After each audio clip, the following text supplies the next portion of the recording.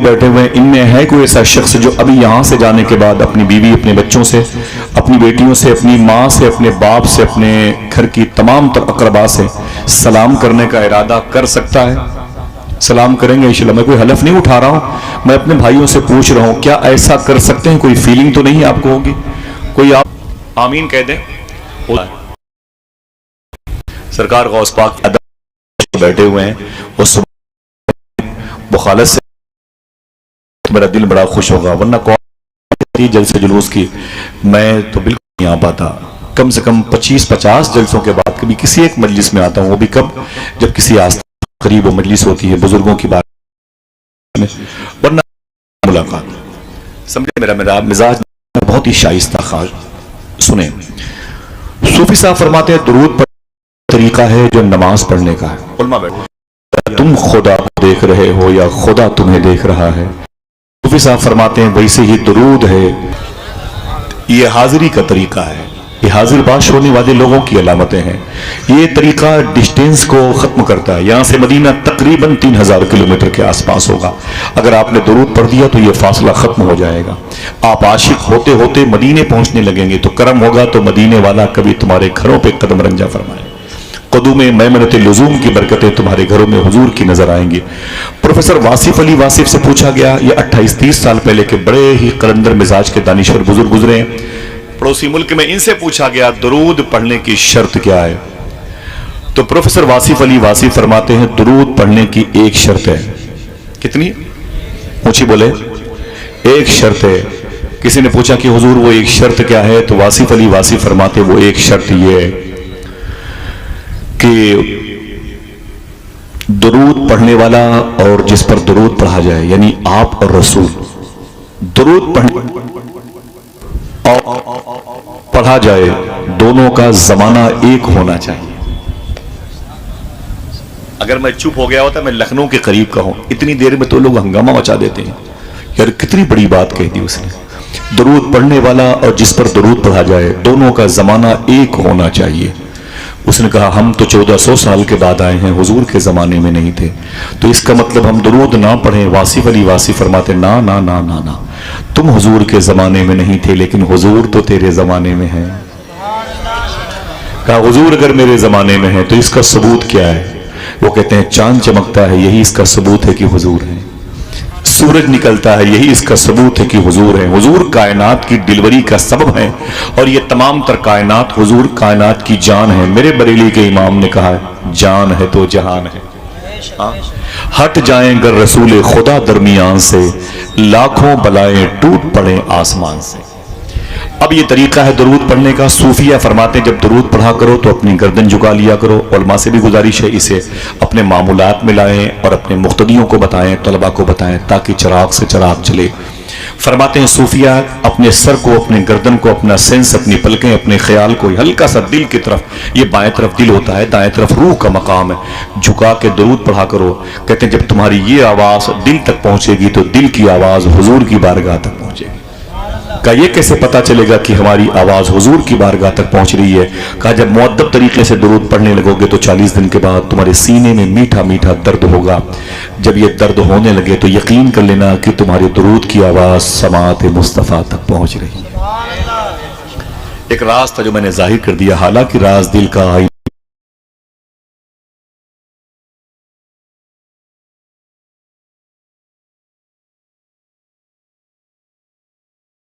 کہ درود پڑھنے کی توفیق عطا فرمائے۔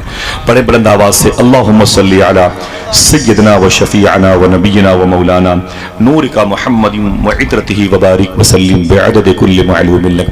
ایک عظیم الشان قاری قرآن نے، میرے بھائی نے قرآن کی تلاوت کی، تنہا حضور کا ذکر کرتے رہے، ذرا پیار سے کہہ دو سبحان اللہ۔ لیکن یقینی طور پر اتنے لوگ، میں جب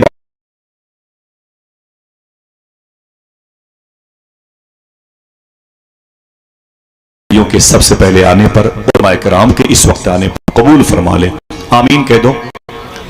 یہ محفل جو ہے، آواز کم رکھیں بھائی جان، یہ محفل جو ہے بڑے بھائی محترم غلام جیلانی صاحب کا نام بڑا پیارا ہے، جیلان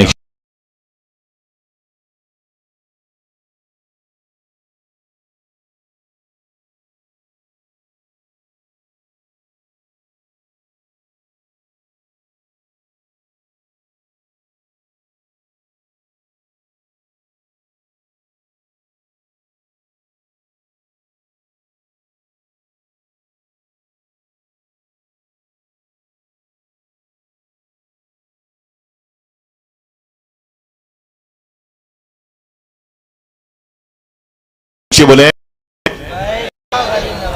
مچل کے رکھ لیا کرتی ہے رحمتیں اس کو پکارتے کوئی جب بھی نواز تمہارے واسطے ہم کو کیا خدا نے غریب ہمارے واسطے تم کو کیا غریب نواز. یہ ملک ایران بڑا پیارا ملک ہے. اسی میں ایک شہر جہاں مخدوم بہاؤالدین شاہ اصفہانی پیدا ہوئے. اسی ملک میں شہر سنجر جہاں سرکار غریب نواز پیدا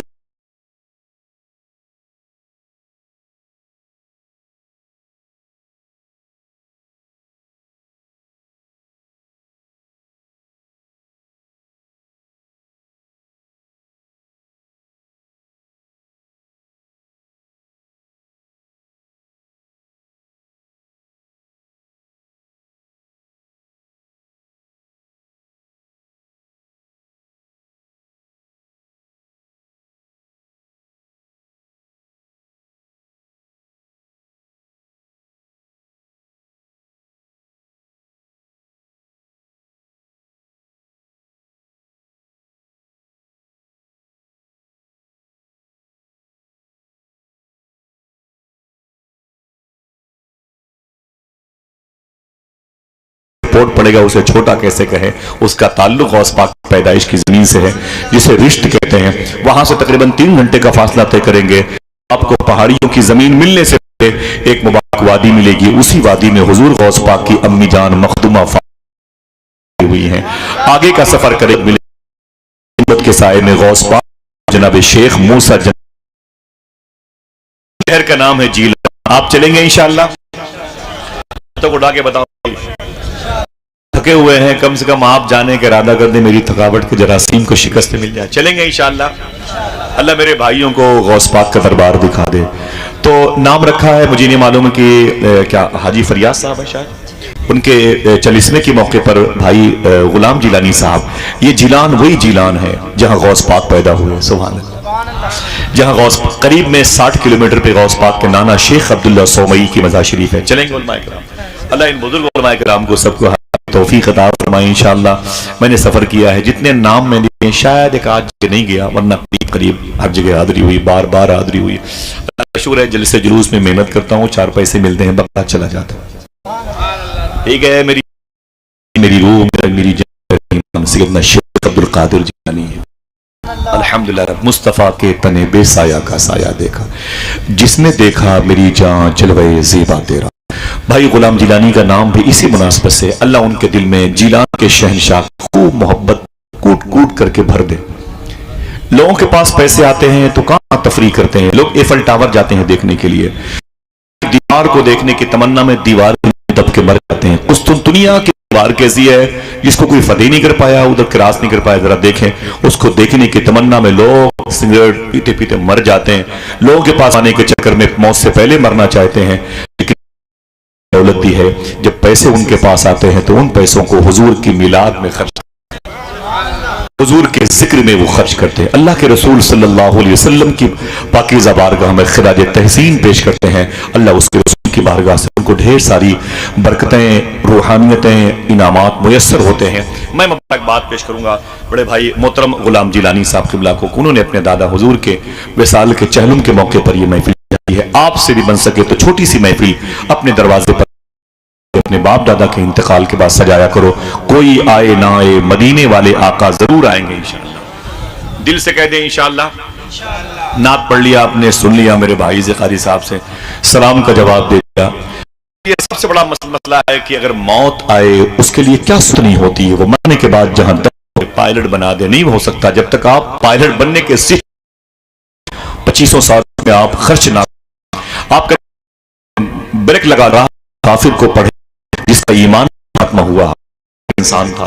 اس نے اپنی لائف کیسے گزاری ہے اس نے اپنی زندگی کیسے گزاری ہے. تب وہ کل نفس ذائقۃ الموت فورس دیتا ہے. میں مرا نہیں ہوں میں نے صرف ٹیسٹ چکھا ہے ذائقہ مجھے ملا ہے. کوئی بات نہیں مائک آپ کا بہت اچھا ہے. میں 25 دنوں کا بھی تھکا ہوا رہا ہوں. وہ اتنا ایسا نا کہ ذرا سے میری حرکت پر یہ خاموش ہو جاتا ہے. بہرحال میں ابھی راضی ہوں. ٹھیک ہے بھائی اللہ میرے بھائی کے اس کاروبار میں برکتیں عطا فرما دے. اللہ برکتیں عطا فرما دے. بیٹھے ماشاءاللہ. یہ ایمان پر خاتمہ بڑی مشکل. آج ہم کیا ہے نمازیں چھوڑ دیتے ہیں کہتے ہیں میرا ایمان پر خاتمہ ہو جائے. ہم جھوٹ بولتے ہیں کہتے ہیں میرا لوگ نشہ کر رہے ہیں کے بچے لوگ کہتے ہیں آپ دعا کریں ہمارا ایمان پر خاتمہ ہو جائے. لوگ کہتے ہیں حضرت آپ دعا کر دیں. وہ دعا کے لیے نماز کے بعد مسجد میں آتا ہے. اگر دعا ہی کروانی تھی تو پیچھے امام کے نماز بھی پڑھ لیا ہوتا. سمجھ رہے میری بات؟ ذرا ان برے کاموں سے ہم توبہ بھی تو کر لیے ہوتے. آج ہم شراب کی منڈی میں نظر آتے ہیں, بیئر بار کو آباد کرتے ہیں, ناچ گانوں کو آباد کرتے ہیں, پھر کہتے ہیں حضور آپ دعا کر دیجئے.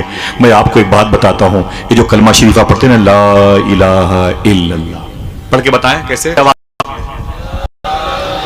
الا اللہ محمد رسول اللہ صلی اللہ علیہ وسلم, اسے پڑھا کیجئے انشاءاللہ. پڑھیں گے انشاءاللہ. لا الہ الا اللہ الا اللہ الا اللہ, پڑھا کیجئے انشاءاللہ. پر بیٹھے وضو بنا کے بیٹھے گھر سے تو اسے پڑھتے ہوئے جائیں. آپ جب گلی کوچے سے گزریں گے تو گھر کے در و دیوار آخرت میں گواہ دیں گے, اے میرے مولا میرے سائے سے ایک مسلمان گزرا تھا, وہ یہ ہے. درختوں کی پتیاں آپ کے مومن ہونے کی گواہی دیں, میرے مولا یہ وہ ہے جو میرے سائے سے گزرا تھا. سمجھ رہے؟ آپ کو تھوڑی سی محنت کرنی پڑے گی. بغیر محنت کے تو آپ کو سنڈیلا کا لڈو بھی نہیں ملے گا, حالانکہ آپ کے صوبے میں ہے. سمجھ رہے ہیں آپ کے ملک میں ہے, وہاں کا ناگپور کا جو فلیور ہے نا یہ سنترے کا, تو اس کی توفیق پر ہے. ہم نشہ کرتے رہے ہمارا ایمان پر ختم ہو جائے. ہم نماز جمعہ کی کے ہمارا تشخص نمازوں میں جو باقی تھا وہ ختم ہو گیا ہے, اور ہم بس دعا کرتے ہیں اللہ میرا ایمان پر خاتمہ ہو جائے. نہ نہ نہ میرے بھائی, تجھے محنت کرنی پڑے گی. میں ایک بات بتاتا ہوں, بغداد کی زمین بڑی پیاری زمین ہے. توجہ ہے آپ کی, نہ ادھر مت دیکھیں, وہ سب آپ ہی کے قبیلے کے لوگ ہیں. وہ کرسیوں کی کمی کا احساس ہے ان کو. آپ خوش قسمت ہیں پہلے آ گئے, اور اگر تھوڑی دیر کے بعد وہ اور آتے تو ان کو تو تصور میں ہی بیٹھنے کی جگہ نہ ملتی. کرسیاں قریب قریب ختم ہیں, بس آپ جو بھی باقی ہیں بیٹھ جائیں. آپ ادھر دیکھیں, بغداد کا نام سنا ہے کتنے لوگوں نے؟ ماشاءاللہ. کتنے لوگ جانا چاہتے ہیں؟ چلے ماشاءاللہ, فرما رہے قاری صاحب سبھی جانا چاہتے. چلیں گے انشاءاللہ. حضور غوث اعظم آرام کر رہے ہیں. بغداد کی زمین بڑی پیاری ہے. اسی زمین میں شیخ کبیر احمد رفاعی کے والد شیخ سلطان علی لیٹے ہوئے ہیں. یہ بزرگ ہیں شیخ کبیر احمد رفاعی, جن کو حضور کبیر احمد رفاعی کے والد اسی بغداد شہر میں لیٹے ہوئے ہیں.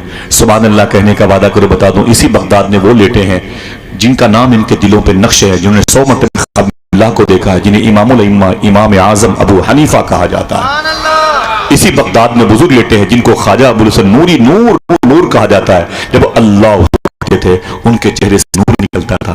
ان کا نام پڑ گیا خلہ کرخ, جہاں شیخ بہلول تے ہوئے, اس میں ابراہیم خواص لیٹے ہوئے ہیں, اسی شہر میں خواجہ حبیب اجمی لیٹے ہوئے ہیں, اسی شہر میں منصور حلاج لیٹے ہوئے ہیں, میں خواجہ شیخ معروف کرخی لیٹے ہوئے ہیں, تفسیر معانی کے مفسر شیخ محمود اسی شہر کے قریب میں کربلا ہے جہاں امام حسین لیٹے ہوئے ہیں, جہاں مولا عباس لیٹے ہوئے ہیں, اور محمد لیٹے ہوئے ہیں, حر اور قاسم اور حبیب مزاحی لیٹے ہوئے ہیں. قریب میں کوفہ ہے جہاں ولایت کی دنیا کے بادشاہ مشرق و مغرب کے بادشاہ مولا علی لیٹے ہوئے ہیں. اسی بغداد میں اتنے بڑے بڑے مشائخ عظام ہیں کہ امام غزالی اسی بغداد میں ہیں, شیخ ابو خمرہ ہندی اسی بغداد میں. پیار سے کہہ دو سبحان اللہ. غوث پاک کے ہاں چوری کرنے آئے تھے, خواجہ قطب الفی ابدال بنا دیے گئے, اسی بغداد میں لیٹے ہوئے ہیں. خامری اسی بغداد میں لیٹے ہوئے ہیں.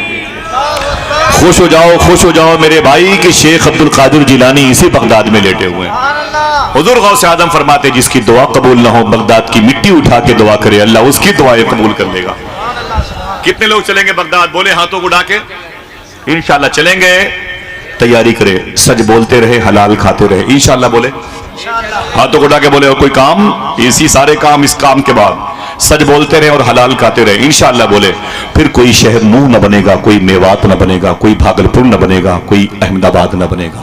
آپ دو کام کرو, سچ بولتے رہو اور حلال کھاتے رہو. انشاءاللہ بولے.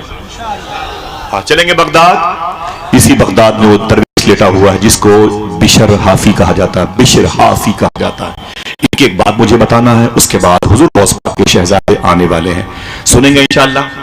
ایک کہانی مجھے بڑی یاد آئی اس وقت کلمہ شریف کے حوالے سے. دیکھیں الا اللہ کی برکت دیکھیں, آپ بس بیٹھے رہیے گا انشاءاللہ. میرا دل بڑا جو بغداد شہر کے بیچوں بیچ سے گزرتی, یہ نہر گزرتی ہے. ایک طرف کو کاظمین کہتے ہیں, میں امام اعظم کے شاگرد امام یوسف لیٹے ہوئے. ایک طرف کے علاقے کو آزمیہ کہتے ہیں جہاں امام اعظم ابو حنیفہ لیٹے ہوئے ہیں. انہی کے مزار کے قریب میں ایک بزرگ ہیں جن کا نام ہے شیخ بشر حافی. بشر حافی, نام یاد رہے گا, نام یاد رہے گا. اپنی بیوی اپنے بچوں کو بتائیں گے انشاءاللہ. ہمیں اپنے ان بزرگوں کو یہ سبق سکھانا ہے تاکہ فائنل کر دیں کہ اے میرے نوکر, میرے چاکر, میرے मुताल्लिम, तुझे ये सबक याद है, हम तेरे लिए दुआ करते हैं। सरकार बिशर हाफी रहमतुल्लाह तआला अलैह, मालूम है पूरे बगदाद में सबसे ज्यादा शराब की भट्टियां अगर किसी के पास थी तो बिशर हाफी के पास थी। पूरे बगदाद में, कुर्दिस्तान में, कुरकुक में, सुलेमानिया में सबसे ज्यादा अगर शराब बेचने में कोई मशहूर था तो जनाबे बिशर हाफी मशहूर थे। न जाने कितने घरों को उजाड़ा था बिशर हाफी ने, न जाने कितनी औरतें बेवा हुई थीं इनके शराब के इस्तेमाल के बाद, मर गए उनके शौहर, न जाने कितने बच्चे यतीम हुए थे बिशर हाफी की शराब पी करके, न जाने कितने आशियाने उजड़ गए थे, न जाने कितने मुसल्लों पर रखने वाले इमाम की तौहीन की गई थी शराब के नशे में, इन्हीं के शराब खाने की शराब इस्तेमाल करके। पूरे बगदाद से निकलने वाला यह बुरा अमल पूरी दुनिया में फैला हुआ था। लोग कहते थे इस वक्त जमीन पर सबसे बड़ा अगर शराब बेचने वाला कोई शख्स है तो बिशर हाफी है। शराब के नशे में थे। आवाज पहुंची? बोले सुनिएगा बस। शराब के नशे में थे। एक शराब खाने से, बियर बार से, मैकदे से, भट्टी से शराब की बोतलें चढ़ा करके नशे में अपने घर की तरफ आ रहे थे। एक नाली में अल्लाह का नाम लिखा हुआ था, जमीन पर पड़ा हुआ था। नाली में अल्लाह का नाम पड़ा हुआ था। अल्लाह अकबर। बिशर हाफी कहते हैं मैं नशे में था, लेकिन इतना भी नशा नहीं था कि मैं अल्लाह का नाम न पहचान पाऊं। कहते मैं नशे में था, लेकिन इतना भी नशा नहीं था कि मैं अल्लाह का नाम न पहचान पाऊं। बिशर हाफी कहते मैं बैठ गया। बैठने के बाद मैंने नाली में हाथ डाला, अल्लाह के नाम के उस कागज को निकाला। कहते अल्लाह का नाम चमक रहा था। मैं नशे में था। मैं उस कागज को लेकर अपने घर वापस आया। जब घर आया तो मैंने उसे मुश्क और जाफरान इत्र में उसे बसाया और फिर उस नामे खुदा को मैंने ऊंची जगह ताक पे रखा। रखने के बाद नीचे खड़े होकर मैंने कहा ओ नामे खुदा, तू बुलंद तेरी जगह बुलंद, तू बुलंद तेरी जगह बुलंद। बिशर हाफी कहते हैं बस मैं आंगन में एक चारपाई पर बैठ गया। अभी बैठे ही था, मेरा नशा आहिस्ता आहिस्ता खत्म हो रहा था। अचानक दरवाजे पर दस्तक हुई। मैंने कहा कौन? आवाज आई बिशर मौजूद? मैंने कहा है, बोल। दरवाजा मैंने खोला। उसने कहा है बिशर तुझे मुबारक हो। मैंने कहा क्या बात है? उसने कहा तुझे मेरे पीर ने कहा है अल्लाह ने सलाम भेजा है। बारी बारी बोले सुभान अल्लाह। नेकियां मिलती हैं कि नहीं मिलती हैं? फिर बोले अल्लाह इसका सवाब गुलाम जिलानी भाई के दादा को भी, जिस कब्रिस्तान में मदफून है उनको भी, और मेरे इन भाइयों में, इनके घर की तमाम तर खवातीन मर्दों में अगर कोई इंतकाल कर गया हो, उलमाए किराम आमीन कह रहे हैं। अल्लाह सब की रूह को इसका सवाब नजर फरमा दे, बांटे। वो बड़े खुश होते हैं जब तुम किसी मजलिस में आते हो। तुम्हारे माँ बाप गुजरे हुए बड़े खुश होते हैं, आज मेरा बेटा थोड़ी सी नेकियां लेके आएगा इंशाअल्लाह। बिशर हाफी कहते हैं दरवाजे पर दस्तक हुई। मैंने कहा कौन? कहा बिशर। मैंने कहा हाँ। बोले क्या बात है? उसने कहा कि आने वाले ने कहा मेरे